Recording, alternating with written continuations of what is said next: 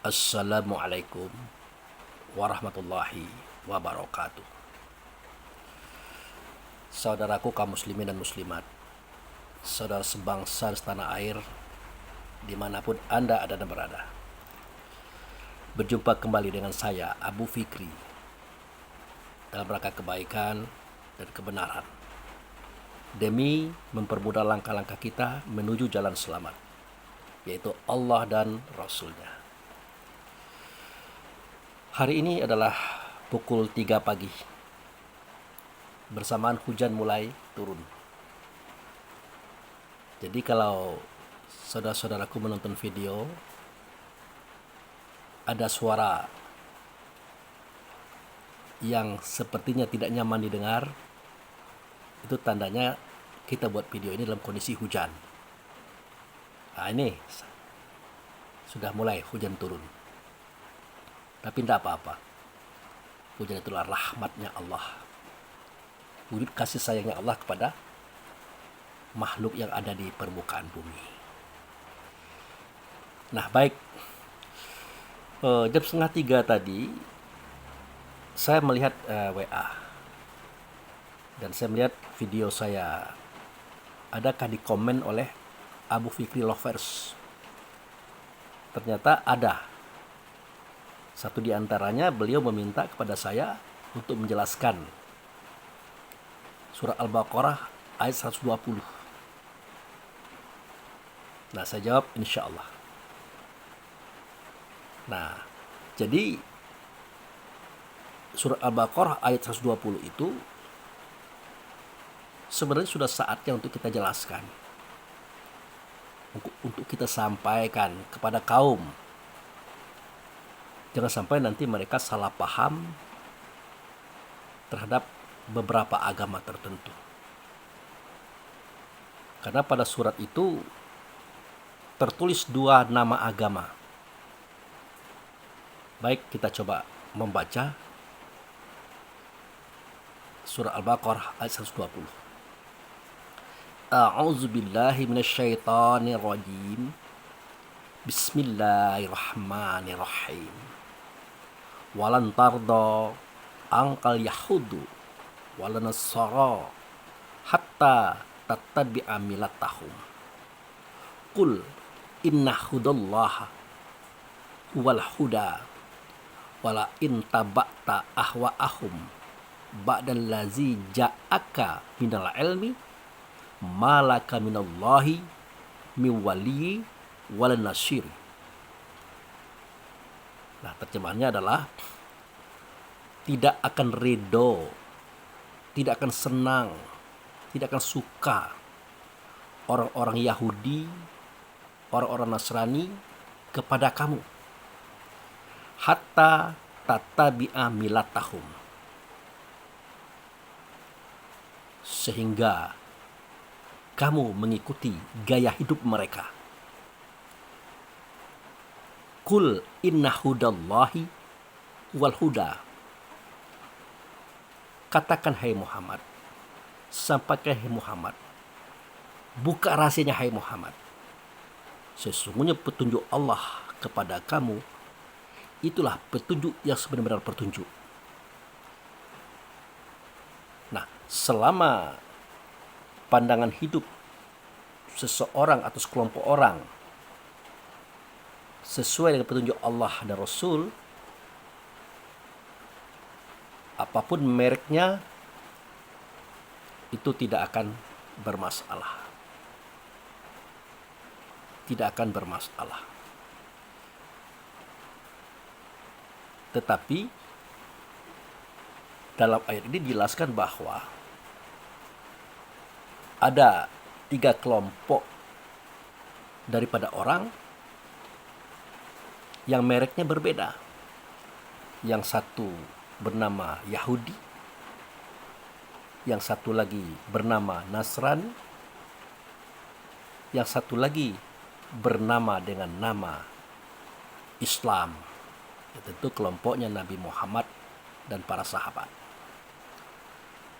Nah, di sini sebenarnya sudah jelas kalimatnya itu, bahwa orang Yahudi orang Nasrani tidak akan ridho kepada kamu sebelum kamu mengikuti gaya hidup mereka. Hatta tattabi'a millatahum. Sebelum kamu mengikuti gaya hidup mereka. Jadi Yahudi dan Nasrani di sini adalah orang yang memiliki gaya hidup tertentu. Nah, itu yang harus kita pahami. Yahudi dan Nasrani pada ayat ini adalah orang yang mengikuti gaya hidup tertentu. Nah, gaya hidup mereka ini tidak menyukai terhadap orang-orang yang bergaya hidup seperti Rasulullah dan sahabat. Yaitu seperti orang-orang yang mendapat petunjuk daripada Allah dan Rasul. Sebatas itu sebenarnya sudah terjawab. Sudah terjawab. Apapun mereknya, siapapun mereka, kalau mereka itu tidak menyukai ajaran Allah dan Rasul dalam bentuk petunjuk-petunjuknya yang disampaikan oleh Nabi Muhammad, dia pasti Yahudi, dia pasti Nasrani, walaupun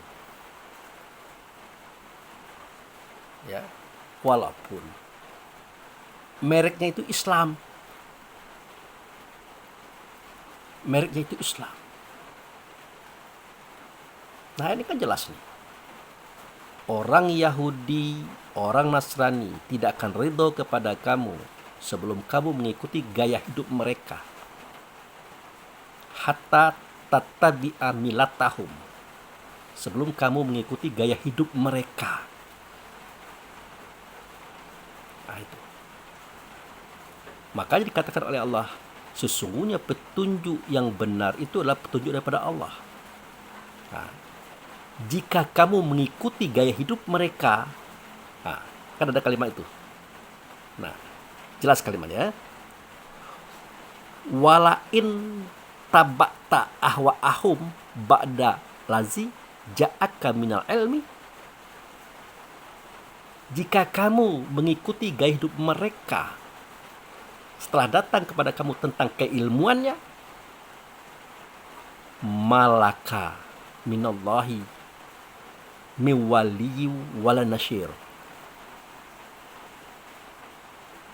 Tidak ada atas kalian itu Allah menjadi wali, dan tidak ada atas kalian itu Allah akan menjadi penolong. Karena peranan Allah menjadi wali di sini, dia mengeluarkan dari gelap kepada terang melalui Rasul.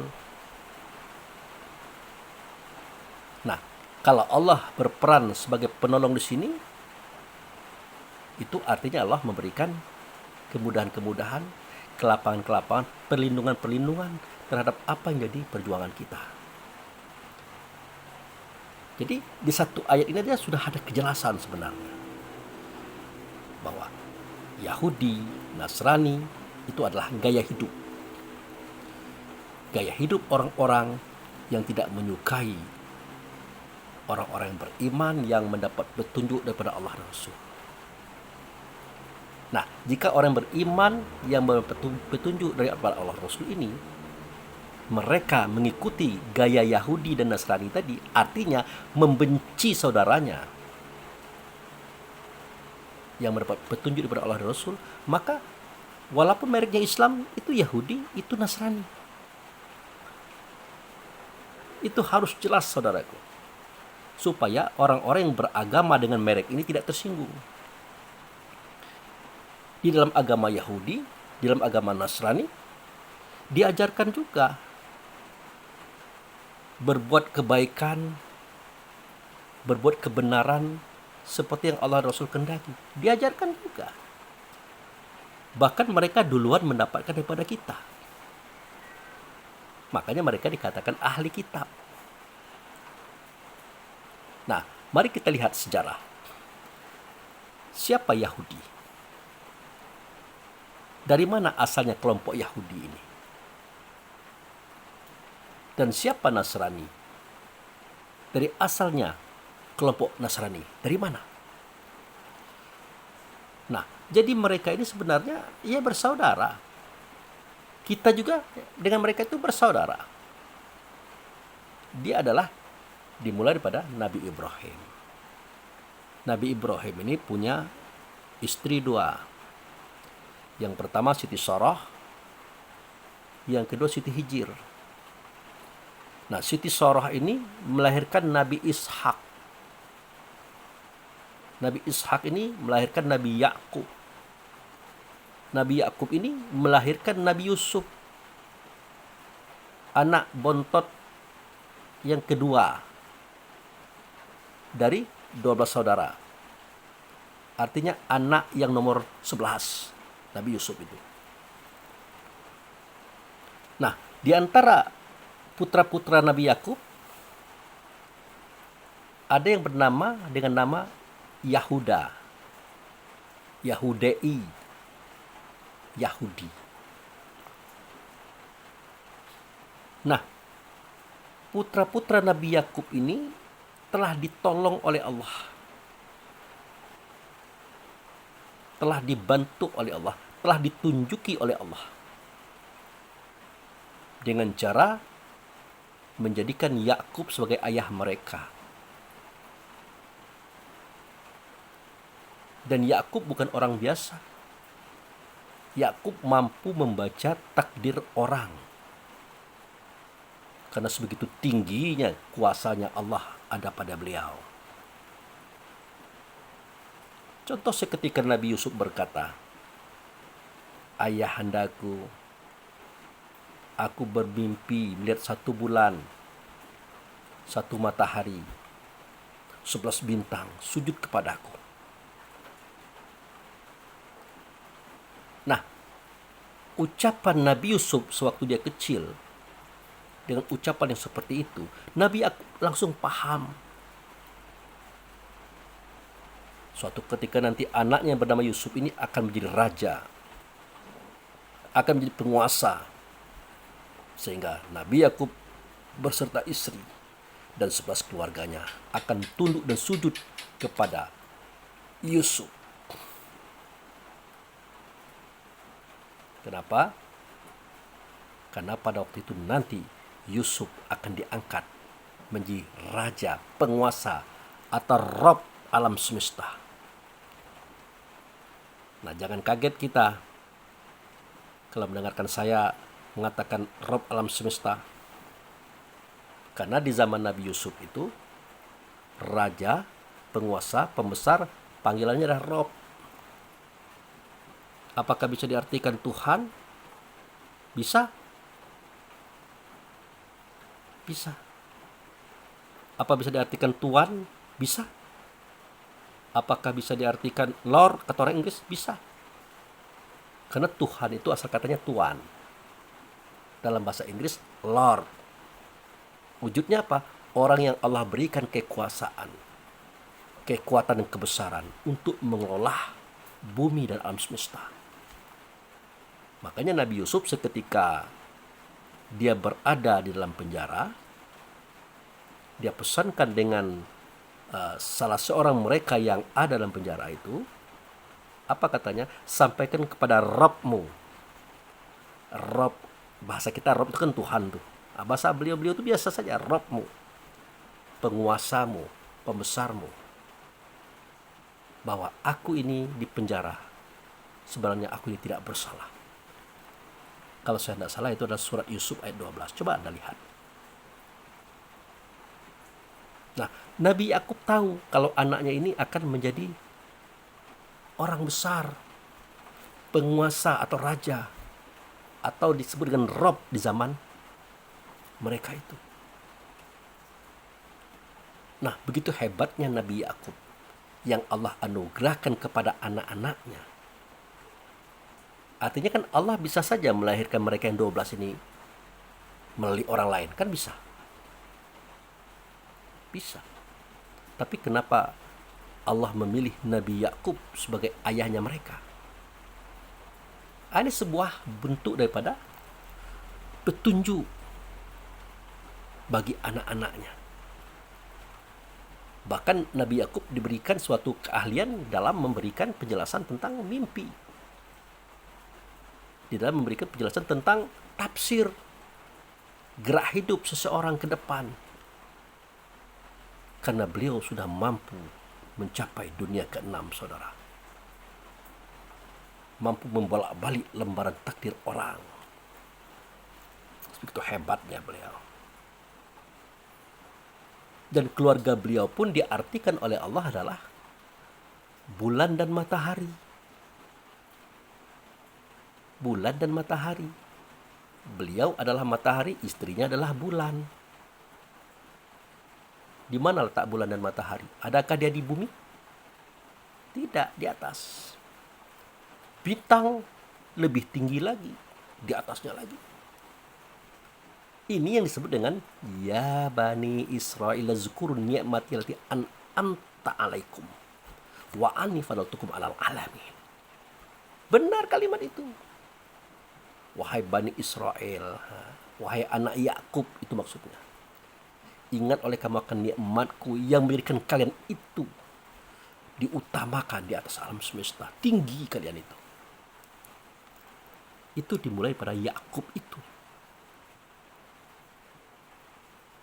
Tetapi apa yang diperbuat oleh putra-putra Nabi Yakub tadi, terutama kelompok Yahuda tadi.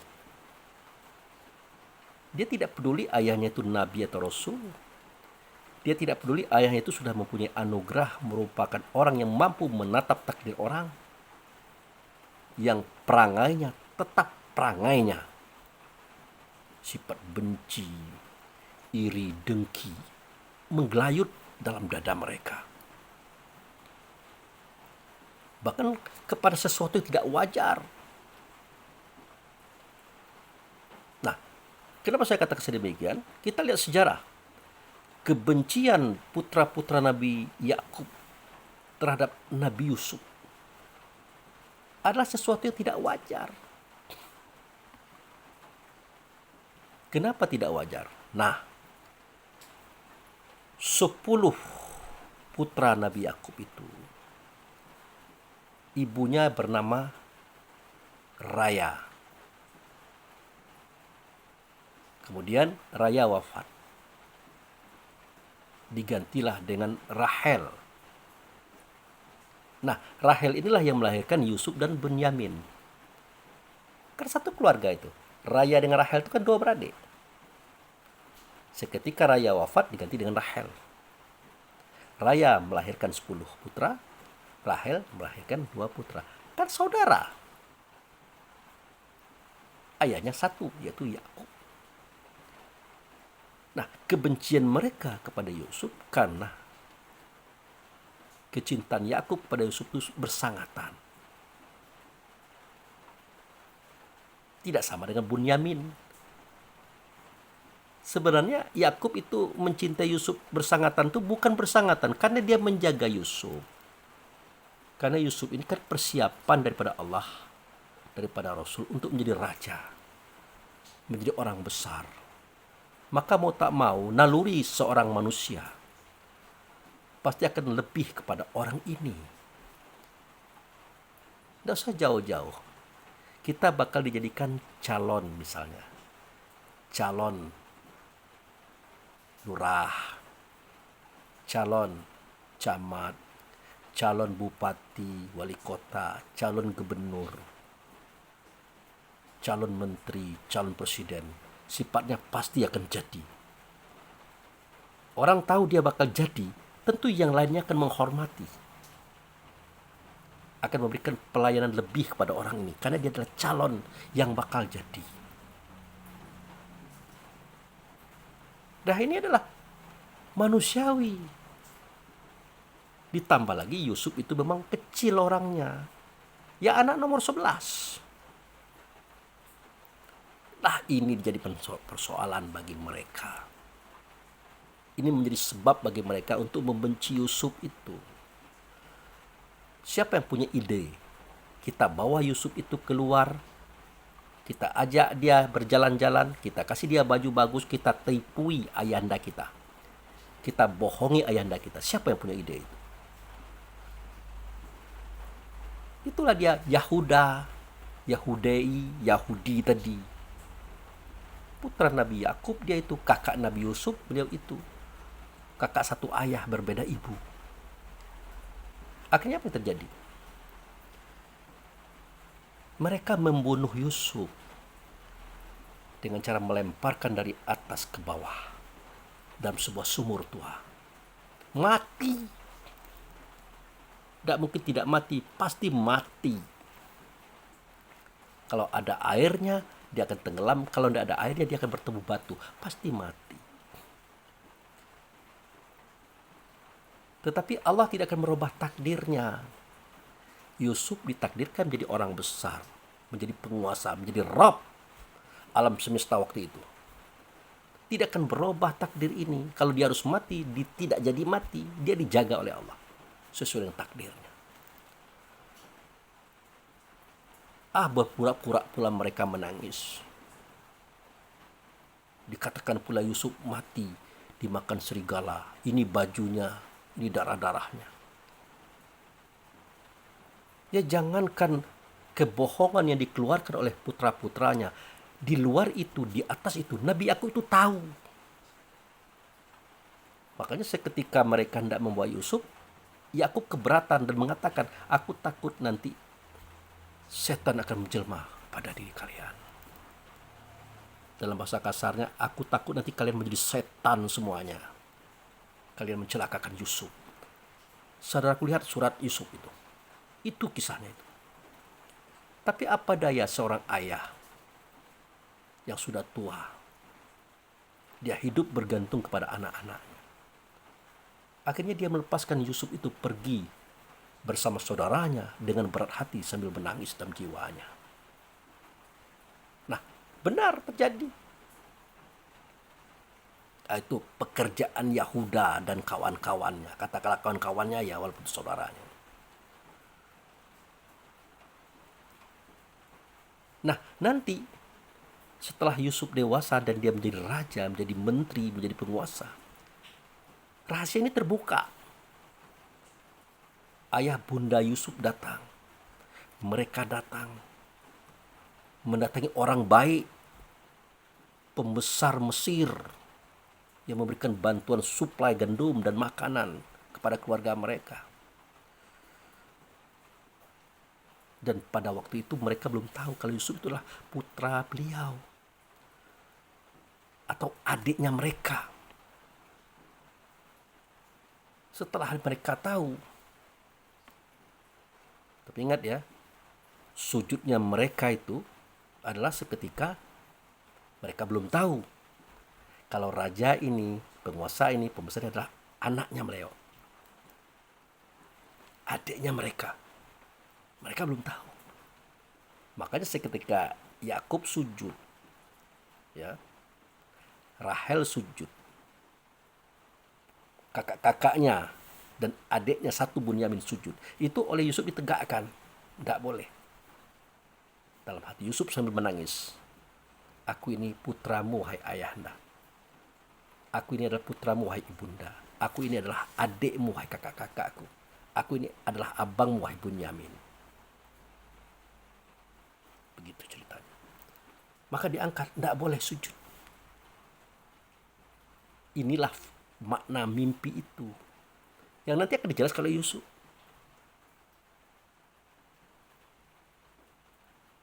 Nah, setelah dijelaskan bahwa akulah putramu, akulah adikmu yang dulu pernah kalian bunuh, mereka ketakutan.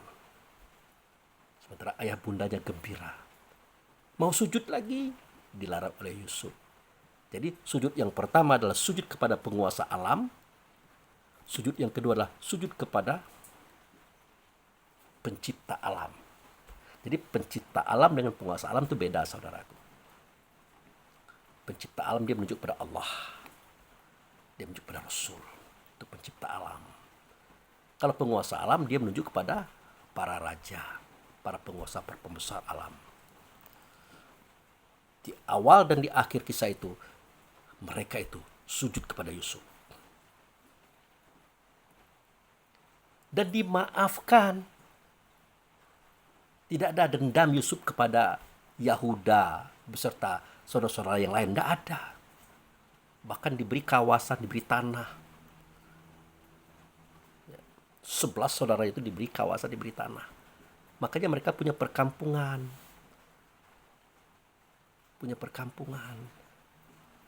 Nah, yang namanya Yahuda, Yahudei, Yahudi ini tetap dendam kepada Yusuf. Kan hebat perangai manusia ini. Ayah sudah diberikan seorang nabi dan rasul.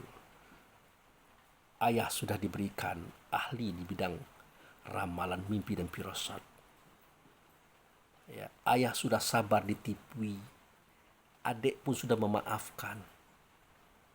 Adik pun memberikan kaplingan tanah, daerah, kawasan untuk hidup mereka masing-masing. Tapi tetap dendam, tetap benci kepada Yusuf. Tapi itu sikap Yahuda, Yahudei, Yahudi tadi. Apakah saudara-saudara yang lain ikut-ikutan? Semenjak itu mereka ada yang berubah, ada yang tidak. Kalau Bunyamin tidak usah kita ceritakan, beliau tidak mungkin. Bunyamin itu adalah saudara kandungnya Yusuf, satu ayah satu ibu. Nah, nanti perangannya keluarga Yahuda, Yahudei, Yahudi ini akan kita lihat di era Nabi Musa. Akan mempengaruhi banyaknya Bani Israel yang lainnya. Ya, jadi Bani Israel itu terdapat 12 suku, menjadi 12 suku. Atau 12 keluarga. Ada keluarga Yusuf, keluarga Bunyamin, termasuk keluarga Yahuda itu tadi. Nah, itulah yang dipimpin oleh Nabi Musa. Apa yang terjadi? Nabi Musa itu ditakuti karena keperkasaannya, tapi tidak dihargai karena mereka adalah orang-orang yang dipengaruhi oleh Yahudi. Setiap mereka itu berkata kepada Musa, "Hai Musa, mintalah kepada Tuhanmu." Mintalah kepada Tuhanmu. Tidak pernah dia mintalah kepada Allah. Tuhan kita tidak pernah. Anda lihat dalam kitab itu. Tuhanmu, Tuhanmu. Seakan-akan mereka tidak mengakui Allah itu sebagai Tuhan mereka. Itu hanya Tuhan Musa. Nah, seketika Musa diperintahkan oleh Allah untuk merebut suatu daerah yang dikuasai oleh orang-orang zalim, yang tempatnya itu di Palestina sekarang ini. Diajarlah oleh Musa mereka. Apa kata mereka? "Pergilah engkau wahai Musa dengan Tuhanmu memerangi mereka. Kami nunggu di sini. Kalau sudah menang nanti baru kami masuk." Itu perangainya mereka itu. Tapi adakah pengikut Musa yang lain? Ada. Nah, ini menunjukkan bahwa Bani Israel itu tidak semuanya jelek. Tidak semuanya berpaham kepada Yahuda, Yahudei, Yahudi tadi. Tidak semuanya. Di dalamnya ada Harun, di dalam adanya Yusha bin Nun, dan ada banyak lagi orang. Nah, orang-orang ini yang diajak oleh Musa untuk memerangi Raja Zolim yang ada di Palestina pada waktu itu. Dan dapat menang. Nah, di era inilah, karena namanya daerah baru, kehidupan masih sulit, Musa mengajak mereka bercocok tanam. Tidak ada air irigasi, maka dijadikanlah 12 mata air. Musa minta kepada Allah dan Rasul agar dimunculkan 12 mata air dari sebuah batu besar. Mengalirlah air itu 12 untuk mereka bercocok tanam. Dalam usaha itu mereka kelaparan. Mereka minta makan, tidak tanggung-tanggung saudaraku. Mereka minta Musa itu, "Hei Musa, minta kepada Tuhanmu, kami ini lapar." Ya, Musa itu minta kepada Allah, minta kepada Rasulullah. Kenapa kepada Allah dia minta, kepada Rasul juga minta? Rasul itu adalah tempat Musa menjadikan dia adalah wasilah kepada Allah. Jadi kalau Musa itu berdoa, dia pasti bersalawat dulu atau berwasilah dulu kepada Rasulullah. Ini sering saya ceritakan ini tentang Musa dan Rasulullah ini, sering saya ceritakan pada surat Al-A'raf itu ya, di ayat yang saya lupa ayat berapa ya. Di situ dijelaskan bahwa seketika terjadi gempa ya, gara-gara Samiri. Nah, Samiri ini kelompok Yahudi tadi, dia mengajak Bani Israel menyembah patung anak sapi. Setelah itu apa yang terjadi? Gempa bumi kan. Sampai-sampai Musa berkata, "Ya Allah, jika engkau murka karena mereka, jangan ditimpa kepada kami. Kami tidak sama dengan mereka." Kelompok Bani Israel yang ingkar tadi, Yahudi tadi. Kata Allah, azabku tidak akan menimpa kepada orang beriman dan beramal soleh. Orang yang beriman kepada aku dan beriman kepada Rasul Nabil Umi. Pada ayat itu dijelaskan, saudara. Kalau saya tidak salah itu pada ayat surah Al-A'raf ayat 285 sampai 287. Coba kita lihat di situ. Karena saya tidak ahli di bidang menghafal, maka saya lupa, saudara. Coba Anda lihat, ada di situ. Kemudian seketika Musa pertama kali dapat wahyu, ada kalimah innani anallah la ilaha illa ana fa'budni wa aqimis shalah li zikri itu. Itu bukan Allah yang berkata kepada Musa, tapi wujud serta Allah. Kalau Allah kan tidak bersuara, tidak berkata, tidak berbentuk, tidak rupa. Tapi ini bersuara, berkata, berwujud dan berupa, sampai-sampai orang itu mengatakan, di dalam sholat nanti yang kamu ingat adalah aku. Musa kenal. Makanya di sini saya katakan Musa minta kepada Allah dan kepada Rasul. Allah tempat meminta, Rasul tempat berwasilah. Ini kalau kita mengaji hakikat. Karena Muhammad itu awal dijadikan, terakhir dizohirkan. Harus kita paham itu. Nah, diberikan makanan berupa mana dan salwa, daging-dagingan, daging ayam, daging burung, semua daging-daging yang enak-enak diberikan. Tahu-tahu apa yang terjadi? Minta ganti. Setelah dia makan, dia kenyang. Bosan dia. Mana dan salwa itu dikiaskan adalah makanan dari surga yang diturunkan oleh para malaikat, para petugas. Minta ganti, minta kol, minta kangkung, minta macam-macam itu. Nah, selalu begitu sifat Yahudi ini, termasuk orang yang dipengaruhinya itu. Sudah ditunjuki Allah mereka dengan Yakub sebagai ayahanda. Yakub ahli dalam meramal atau mensiasati takdir. Yusuf sebagai adik juga sama kapasitasnya dengan Yakub, tapi dia adalah raja. Diturunkan seorang perkasa bernama Musa. Tetap saja petunjuk-petunjuk Allah ini kepada kelompok Yahuda ini ditolak, diingkari, padahal mereka melihatnya. Termasuk ketika mereka dibebaskan oleh Musa keluar dari Laut Merah itu. Tersibaklah laut. Mereka berjalan. Apakah itu bukan kejadian yang istimewa? Kejadian yang hebat. Tapi lagi-lagi mereka mendustakan Musa. Akhirnya Musa menyerah di hadapan Allah. Menyerah artinya dia kembalikan amanah membela kaum, memimpin kaum ini untuk berjalan pada Allah dan Rasul. Dia ingin kembali sendiri. Makanya di suatu tempat Musa itu kembali kepada Allah dengan cara meninggalkan kaumnya. Dia menghadap kepada matahari, saudaraku.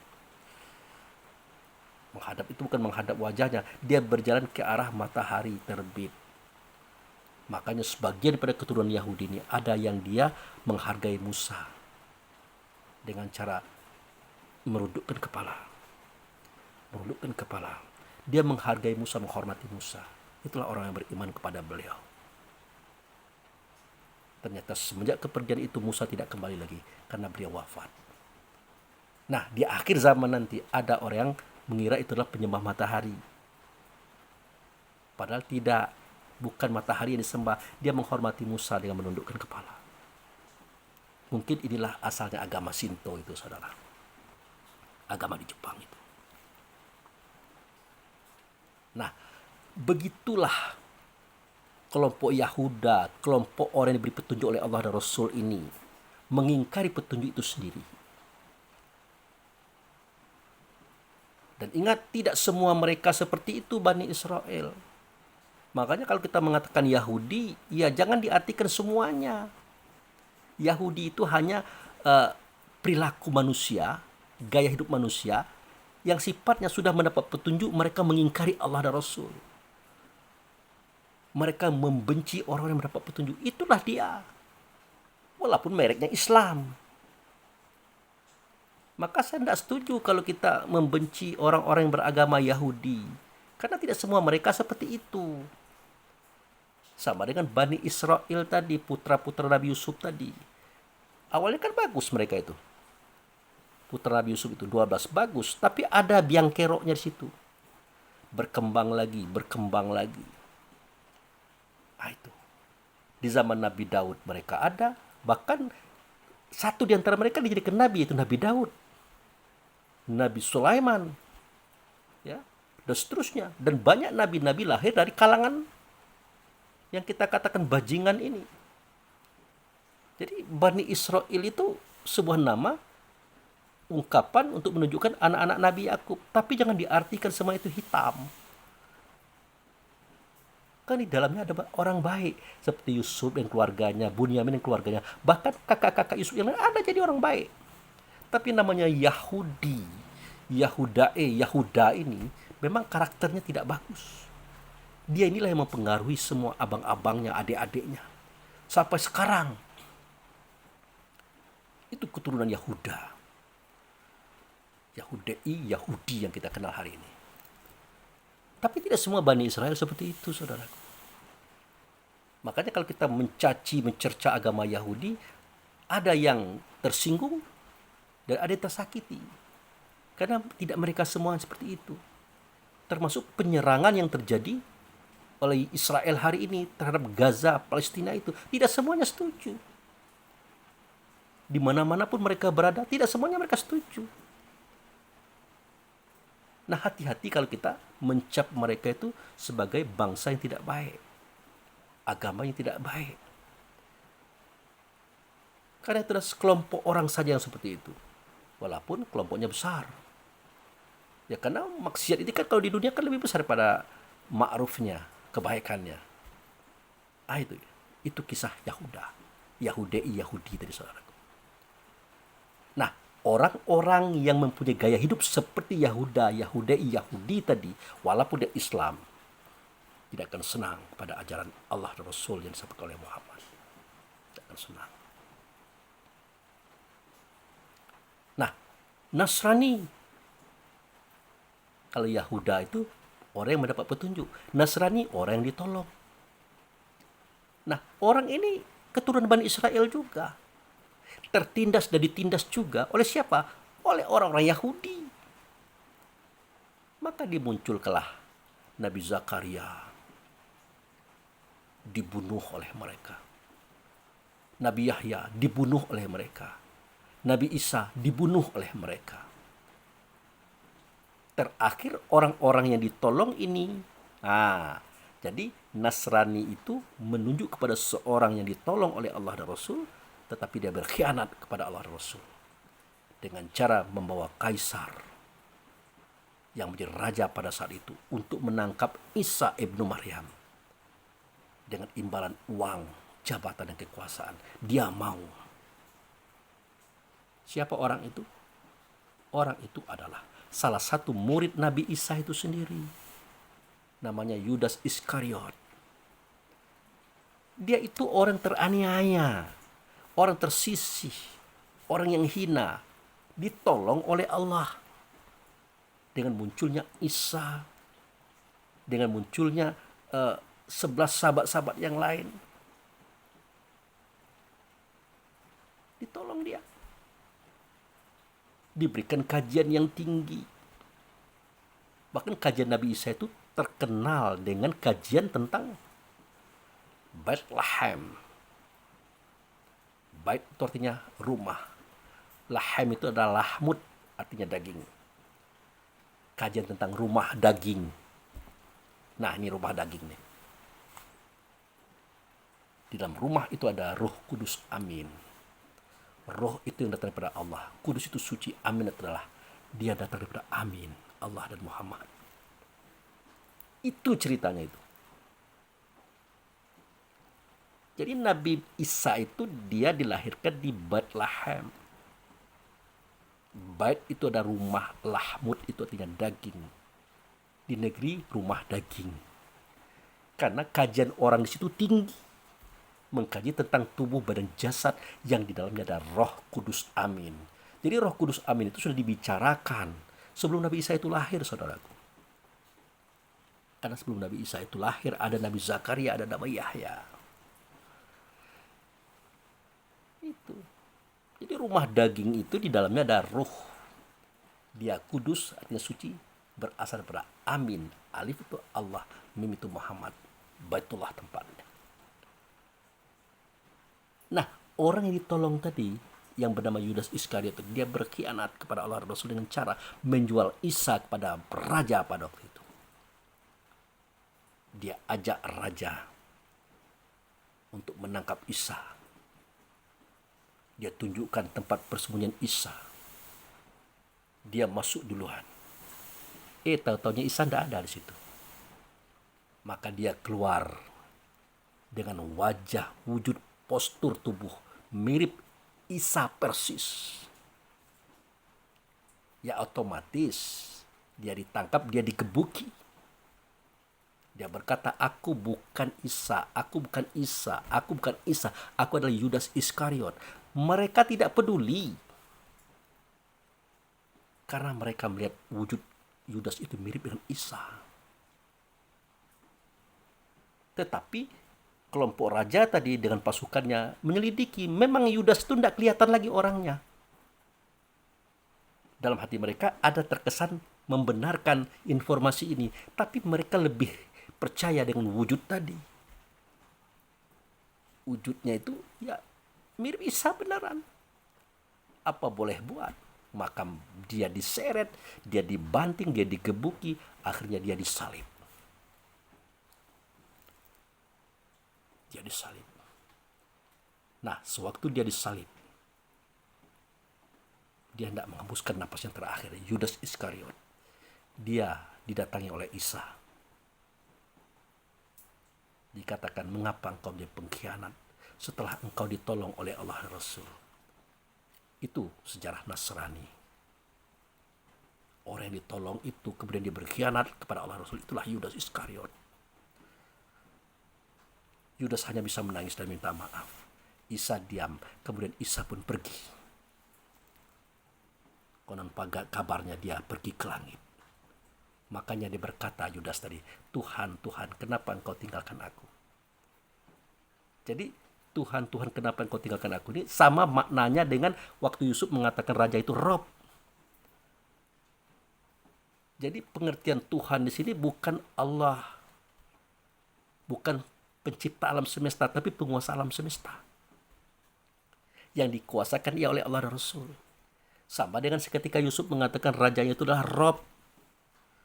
Bukan pencipta alam semesta, tapi orang yang menguasai alam semesta, dikuasakan oleh Allah dan Rasul. Itu pahamnya, saudaraku. Ini makanya kita perlu tahu sejarah. Ya kenapa Pak Abu Fikri sampai tidak banyak tahu data-datanya? Ya ini kan dadakan. Sampai-sampai ya siapa nama kaisar yang menangkap Yudas Iskariot kan saya lupa. Tapi saya tahu cerita itu. Dan setelah ditelusuri di tempat kita belajar kepada Allah Rasul. Kisahnya begitu. Tapi terlalu cepat untuk kita ketahui. Makanya ada yang tercecer daripada kisah-kisah tadi.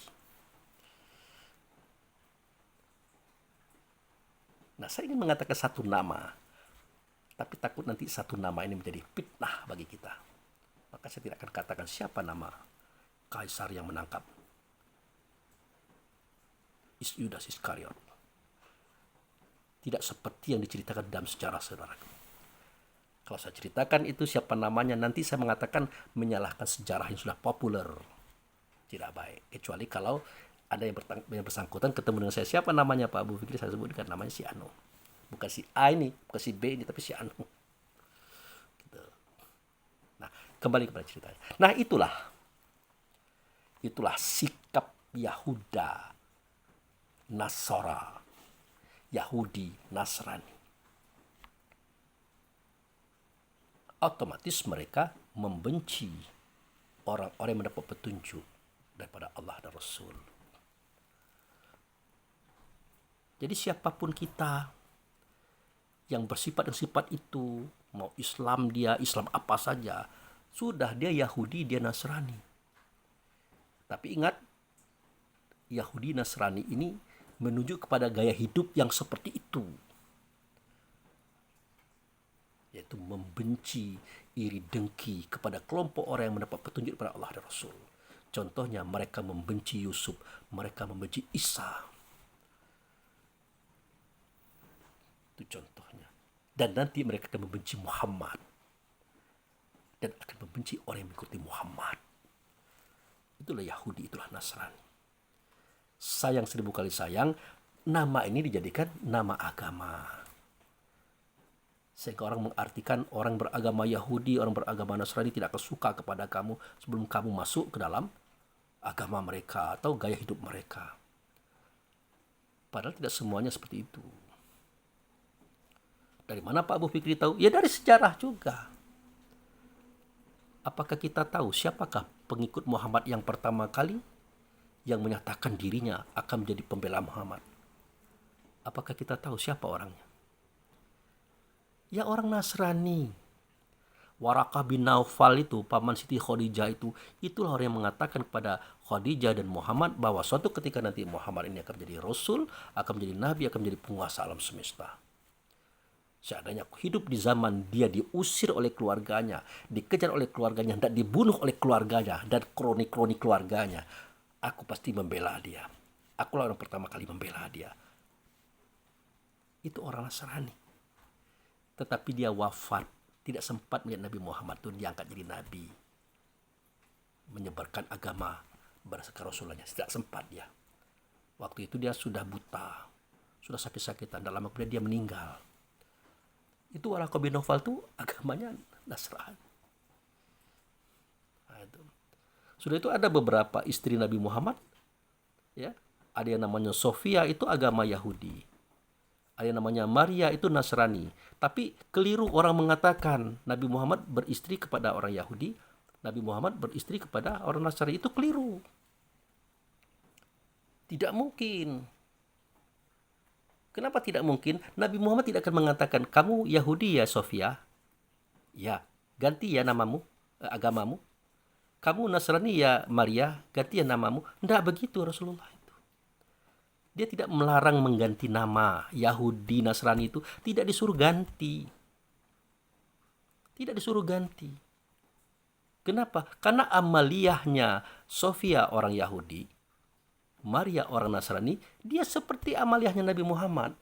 Dia bersyahadat, dia sholat, dia puasa, dia zakat, dia haji juga, dia umroh juga. Dia berbuat baik kepada orang-orang yang lemah, kepada orang-orang yang perlu ditolong. Sama. Jadi di sini ketahuan kalau nama itu tidak mempengaruhi sebenarnya.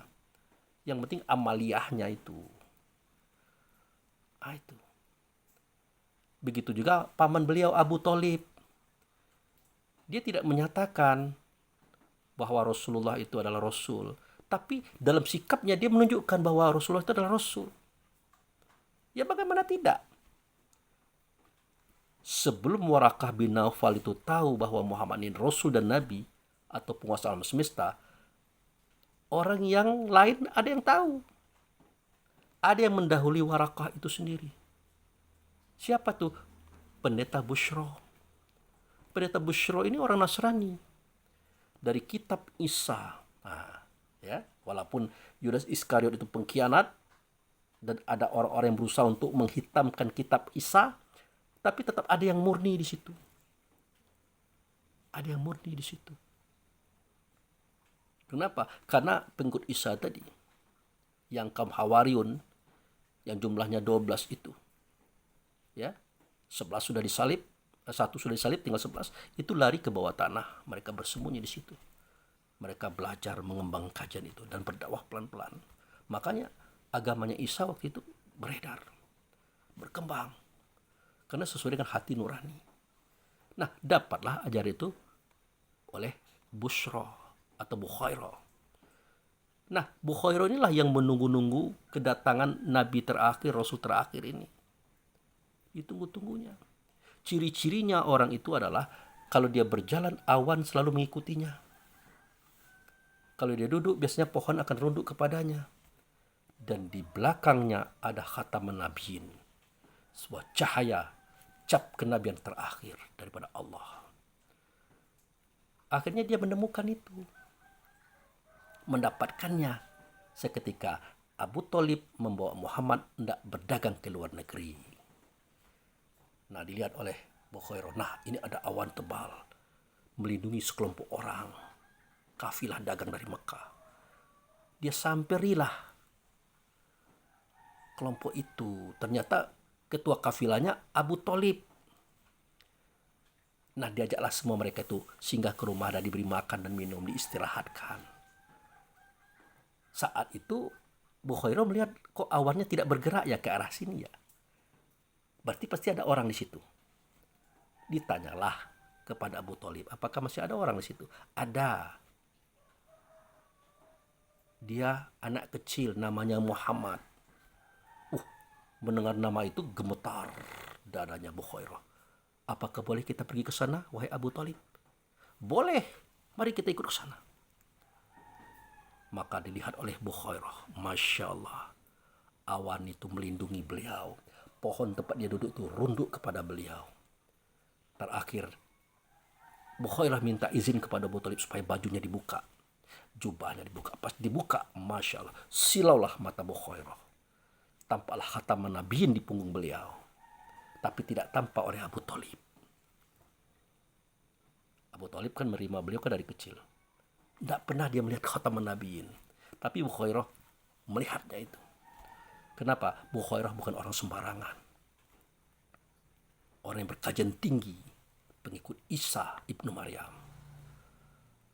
Nah, langsunglah Bukhairah mengatakan kepada Abu Thalib, saudaraku Abu Thalib, tolong bawa kembali anak ini ke Mekah. Antarkan dia. Kenapa? Kata Abu Thalib. Nanti wahai Abu Thalib, anakmu ini, ponakanmu ini akan menjadi Rasul Nabi terakhir. Akan menjadi Mesias juru selamat dunia. Dia ini ditunggu-tunggu oleh orang Yahudi, orang Nasrani seperti saya. Tapi di antara kami ada orang baik, ada orang buruk. Kalau ketemu orang baik, ya seperti saya inilah. Menyelamatkan beliau. Mengukuhkan hati saya terhadap ajaran Isa ibnu Maryam. Berarti benarlah kata Isa itu. Akan datang seorang nabi, seorang rasul setelah aku. Dia bernama dengan nama Ahmad. Ahmad itu sifat artinya. Ada dalam tubuh itulah Muhammad. Benarlah anak ini yang bernama Muhammad. Benar dia Ahmad yang dikatakan Isa ibnu Maryam. Setelah ini aku tenang matiku wahai Abu Thalib. Karena inilah penutup keyakinanku kepada Isa ibnu Maryam. Ternyata Isa itulah benar.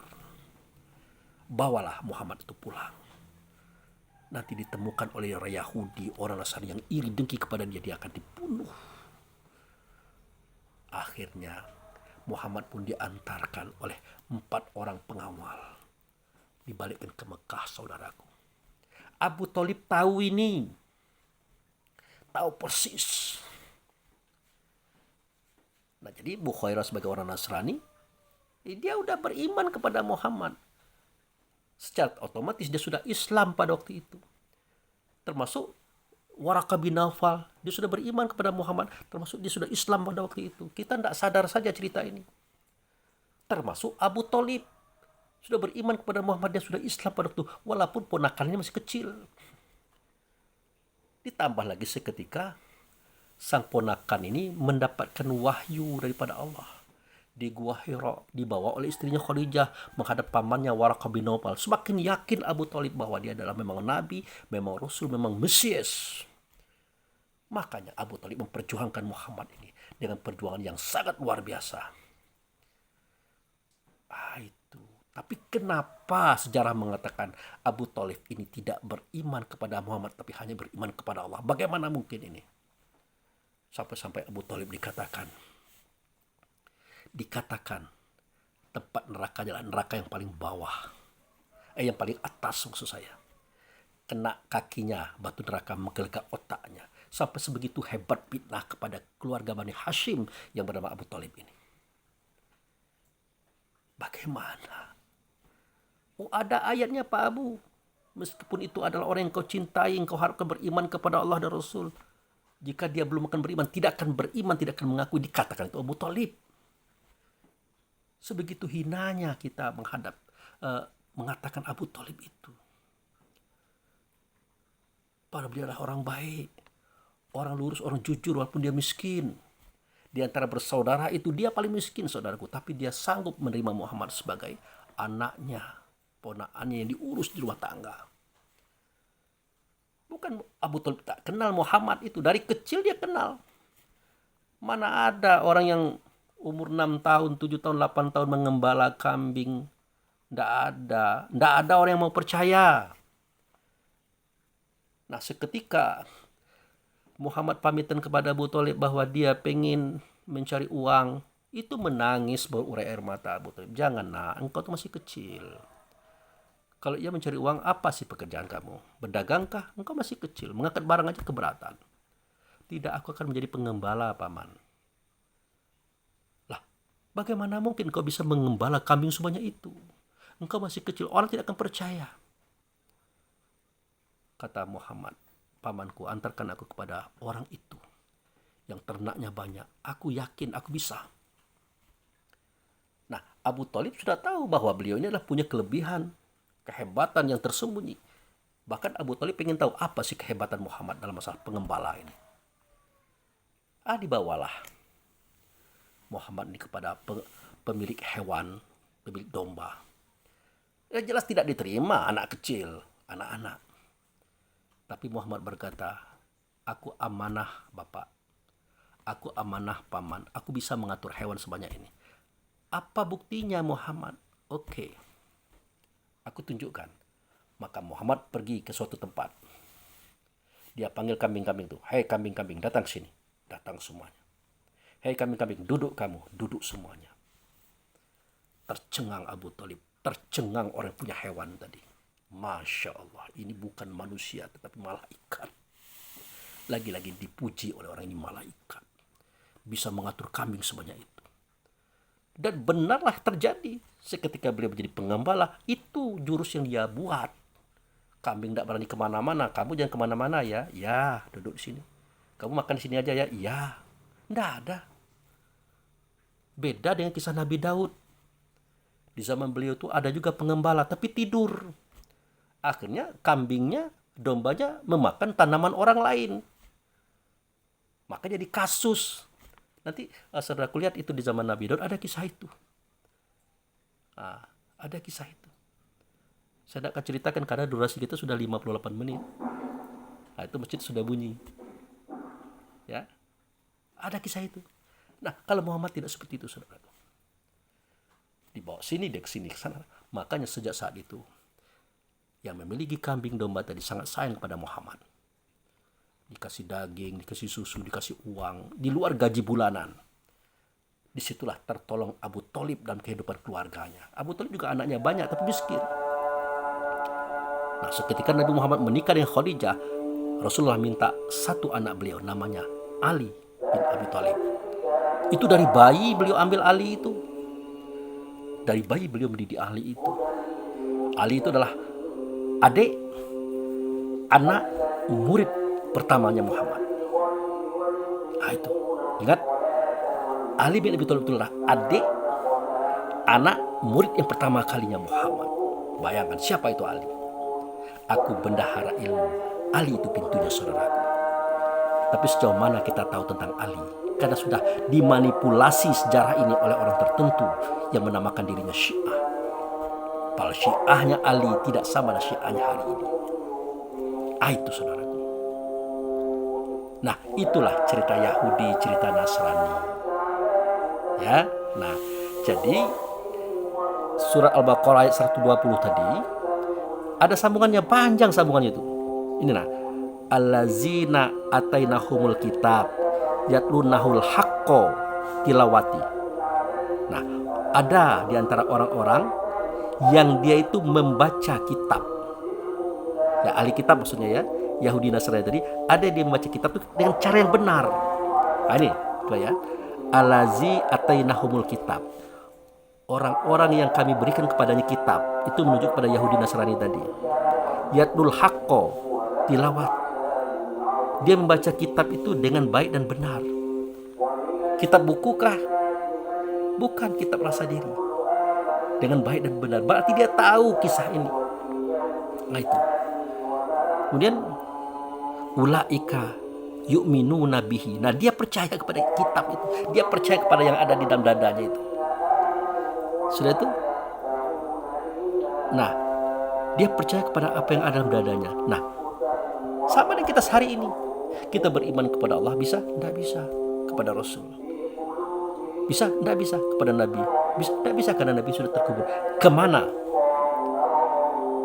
Dengan siapa kita beriman? Allah dan Rasul mengatakan, wa aminu bima azaltu fikum usaddiqu lima ma'akum wala takuna wal kafirun bi. Berimanlah kamu kepada apa yang sudah aku turunkan yang ada pada kamu. Janganlah kamu menjadi orang pertama kali mendustakan dia. Mereka ini sudah tahu kaji ini, saudaraku. Jadi tidak semuanya Yahudi, tidak semuanya Nasrani yang seperti yang kita pikirkan hari ini. Ada di antara mereka itu yang tidak seperti itu. Kalau mereka itu membenci orang berbuat baik, membenci para nabi dan para pengikutnya, itulah mereka, walaupun mereka adalah orang Islam. Tapi ada di antara mereka itu tidak seperti itu. Inilah ceritanya itu. Sampai-sampai di bawah ayatnya, banyak. Ini banyak sekali ayatnya, saudara. Banyak sekali. Nah, sampai-sampai ada kalimah yang menasihati mereka, wattaqu yauma la tajzi nafsun an nafsin sai'a wa la yaqbalu minha adlu wa la tanfa'u syafa'atu wa lahum yunsurun. Nah, ini ayat berikutnya. Dinasihati kepada mereka yang sudah beriman kepada kitab dalam dada tadi. Takutlah kamu kepada hari di mana pada waktu itu ya tidak ada yang menolong. Yang kita tidak bisa nolong orang, orang tidak bisa nolong kita. Waktu itu tidak terima tebusan dan tidak perlu diterima syafaat. Itu kapan harinya itu? Waktu sholat itu takutlah kita terhadap hari. Kita kan tidak bisa nolong orang kalau kita lagi sholat. Orang kan tidak bisa nolong kita kalau kita lagi sholat. Sedang apa kita? Kusukkah atau tidak? Tidak bisa orang nolong kita. Nah itu. Pada saat itu tidak diterima tebusan, tidak ada syafaat dan tidak ada pertolongan pada waktu itu. Sholat, saudara. Makanya di bawah ayat itu tadi ada kalimat wa izibatala Ibrahim rabbuhu bi kalimati fa atamahuna qala inni ja'uluka linnasi imama. Nah, dan ingatlah seketika kami uji Ibrahim ya, dengan beberapa kalimat dia berhasil menyelesaikannya. Kami katakan kepada Ibrahim, sesungguhnya kami jadikan engkau itu imam bagi semua manusia. Ada bagian pada manusia itu dalam roh. Dia jadi imam, saudaraku. Jadi sebegitu panjang kisah Bani Israel ini, kembali Ibrahim jadi imam. Sama kaji mereka itu dengan kaji kita hari ini, sama persis. Hanya berbeda waktu saja, berbeda siapa yang membawanya. Begitu saja, saudara-saudaraku. Kita anggaplah ini selesai di sini. Seandainya ada waktu, saya bikin sesi yang lain, sambungannya tapi dengan judul yang lain, biar enak kita menontonnya, memahaminya. Jadi Yahudi Nasrani itu memang nama agama hari ini, diambil pada kisah terdahulu. Tapi ingat, Yahudi Nasrani pada ayat ini menunjuk kepada gaya hidup yang tidak baik dan tidak benar, yaitu membenci para nabi, ya, bahkan membunuh para nabi. Nah, membenci orang-orang pengikut nabi termasuk ajaran-ajarannya. Itulah Yahudi, terus Nasrani. Tapi tidak semuanya seperti itu. Ada di antara mereka itu tidak seperti itu, sesuai dengan sejarah-sejarah saya tadi. Maka saya katakan, sayang sekali ya, kok nama-nama daripada agama itu kok itu. Padahal itu adalah cerminan yang tidak baik pada saat itu. Tapi kan kita kan punya akal fikir, kita mampu mencerna bahwa itu tidak begitu maksudnya. Karena Yahudi Nasrani adalah gaya hidup. Ya, Yahudi Nasrani adalah nama pada gaya hidup. Seandainya gaya hidup kita, walaupun kita Yahudi Nasrani tidak seperti itu, kita tidak Yahudi tidak Nasrani sebenarnya, kita adalah Muslim. Makanya Adam sampai Isa itu agamanya satu, yaitu Muslim. Nah, itu.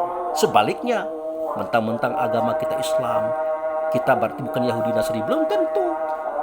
Kalau perangai kita seperti itu, seperti kaum Yahuda, Yahudi tadi, seperti Nasrani atau orang yang ditolong atau sudah Iskariot, dia sudah sama. Begitu saudaraku. Jadi maaf, lebih dan kurang, jika ada salah janggal saya minta maaf. Kepada Allah saya mohon ampun. Demikian, terima kasih. Wabillahi taufiq wal hidayah. Assalamualaikum warahmatullahi wabarakatuh.